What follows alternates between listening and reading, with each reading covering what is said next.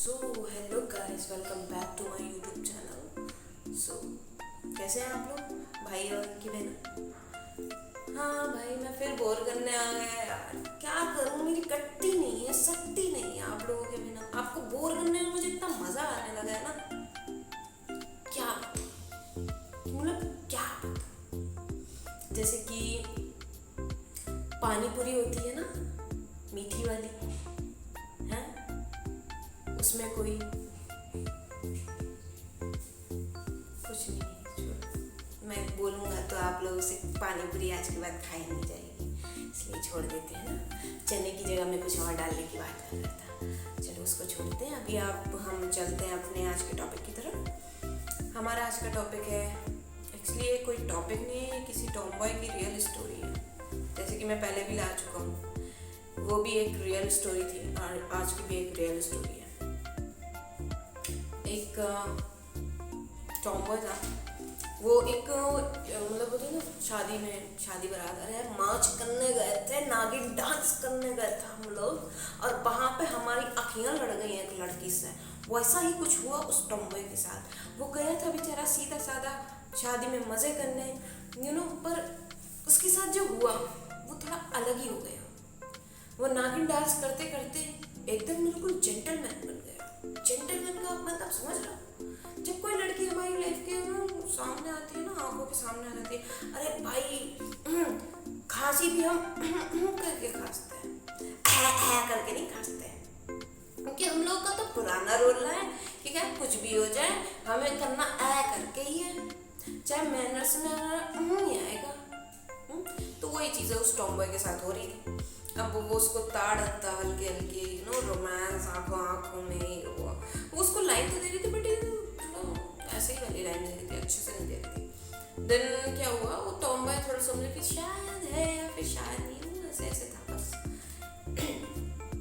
मतलब उसका यहाँ पे एक सीन हो गया था कि या तो मेरा कटेगा या फिर मेरी बात बन जाएगी इस शादी में।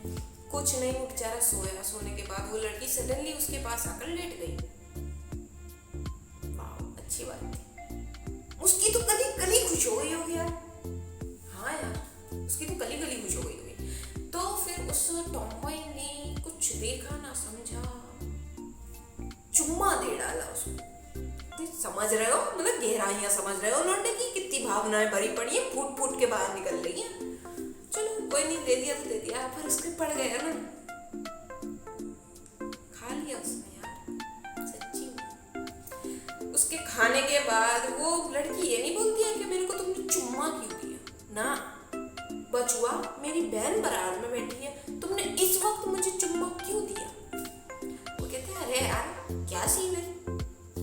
वहाँ पे मैटर क्लोज हुआ। नेक्स्ट डे सब अपने अपने घरों पे निकल लिए, खाया पिया, पेट भरा, घर पे जाके निकाल देंगे, वो वाला सीन हुआ।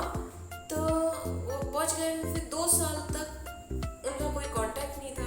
नंबर की जगह तो चार्ट एक्सचेंज हो गया था, एक जगह किस एक जगह चार्ट। तो उन्होंने कुछ एक्सचेंज किया नहीं था। आँखों में इशारे में उसने चुम्मा दे डाला, तो भाई कोई लड़की रिएक्शन तो देगी ना, तुम थोड़ा वेट कर लेते, इतनी हो क्या मुझे ना, चिपकाना जरूर है ना, बिना चिपकाए पता नहीं चलता प्यार है क्या नहीं है। चलो छोड़ो, बात आगे बढ़ाते हैं। फिर 2 साल बीत गए। 2 साल बाद 2 साल तक वो लड़का टॉमबॉय उसका वेट करता रहा, और कहीं ना कहीं वो गर्ल भी उसका वेट कर रही थी। मतलब होता है ना शिद्दत वाला प्यार, वो था उनमें, बट वहाँ पे थप्पड़ से और किससे मामला ठंडा पड़ गया था। छोड़ो, बड़े आगे हम 2 साल बाद दोनों मिले अगेन, एक शादी में ही मिले। वहाँ से उनका लव स्टोरी स्टार्ट हुआ, नंबर एक्सचेंज, रात भर बात करना, मुआ मुआ मुआ, बाबू सोना मोना, तुमने खाना खाया, तुम्हारा पेट भरा नहीं भरा, तो मैं आके भराऊं। पेट भराना मतलब खाना खाया। तो वो चीज़ें होती रही। कुछ टाइम बाद वो उसका एक्सपेक्टेशन था उस टॉमबॉय से कि वो उसको शादी के लिए प्रपोज करे शायद, बट वो चीज़ वहाँ पे हुई नहीं, उसने ऐसा कुछ नहीं किया। बट एक टाइम निकलने के बाद जब लड़की को पता चलने लगा मेरा एज हो रहा है, मेरे घर वाले शादी के लिए प्रेशराइज कर रहे हैं मेरे को, तो फिर वो लड़की ने खुद ही उससे बोला क्या तुम मुझसे शादी करोगे। टॉमबॉय उस टाइम पे कुछ करता नहीं था, स्टडी कर रहा था, पढ़ाई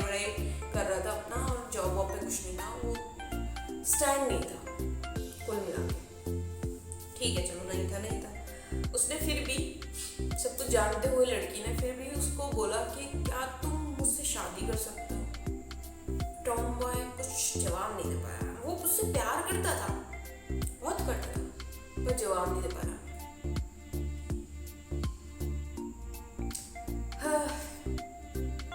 उसका जवाब को उसने ना समझ लिया।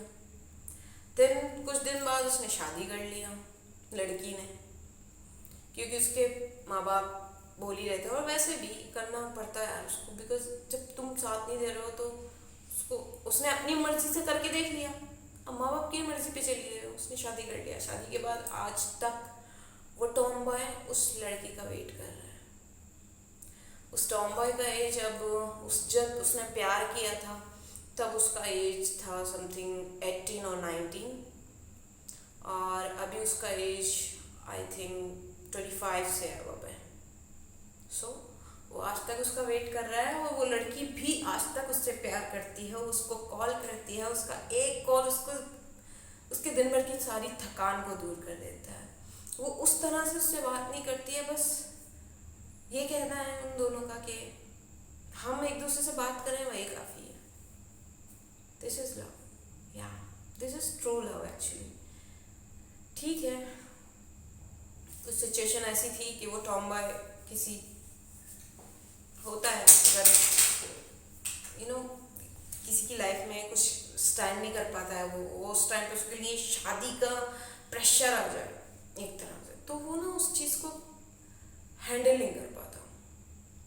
तो प्लीज़ मैं यही बोलूँगा कि गर्लफ्रेंड्स भी समझें और टॉम बॉयज़ भी समझें कि दोनों को स्टैंड करना, अपनी लाइफ में अपने कैरियर पे फोकस करना बहुत ज़्यादा ज़रूरी है। अगर आप फोकस नहीं करोगे तो क्या रहता है कि यहाँ पे ना बहुत सारी चीज़ें मैसअप होके चलती हैं कहीं ना कहीं। अगर सपोज करो मैं हूँ, मेरी कोई गर्लफ्रेंड है, अगर वो करियर में ऊपर है, वो करियर में अपने कुछ कर रही है, तो एक बार को अगर मैं अपनी जॉब छोड़ भी दूंगा ना, तो मुझे ये रहेगा कि हाँ चलो वो है, ठीक है। पर दोनों ही अगर कुछ नहीं होंगे तो यहाँ पे सब कुछ खराब हो जाएगा। बिकॉज कहीं ना कहीं ये चीज़ बिल्कुल ट्रू है कि प्यार होना बहुत ज़रूरी है, पर साथ साथ कैरियर होना, पैसा होना बहुत ज़्यादा ज़रूरी है। बिकॉज वो हमारी ज़रूरतें पूरी करता है। प्यार हमारे लिए ज़रूरी है और वो हमारी ज़रूरतें पूरी करता है। बिना पैसे के हम खाना नहीं खा सकते, हम प्यार के सहारे 10 दिन जिंदा रह सकते हैं, 1 महीना भी रह सकते हैं, ठीक है। After that all finish. So career पे ध्यान दो, क्योंकि अगर आपका कैरियर होगा तो आधे से ज़्यादा लोगों का प्यार बच जाएगा यार। क्योंकि बहुत सी लड़कियां किसी को ना कुछ करने की वजह से कुछ ऐसी होती है जो छोड़ देती, कुछ ऐसे होते हैं जो स्टैंड नहीं कर पाते शायद। Okay, so hasta la vista, bye bye, good night. ध्यान रखें, एक्चुअली मैं रात में वीडियो बना इसलिए मैं गुड नाइट बोला, तो बस ध्यान रखें अपना और खुश रहें, शांत रहें। बाकी बातें कल कर लेंगे, ओके। अरे हाँ, अरे सुनो सुनो सुनो, अच्छा लगा हो तो सब्सक्राइब, लाइक, कमेंट, शेयर भी कर देना। शेयर ज़रूर करना, ठीक है ना। शायद आगे कोई अगर किसी सिचुएशन में हो तो समझ जाए कि एटलीस्ट दिल की बात तो बोल दे।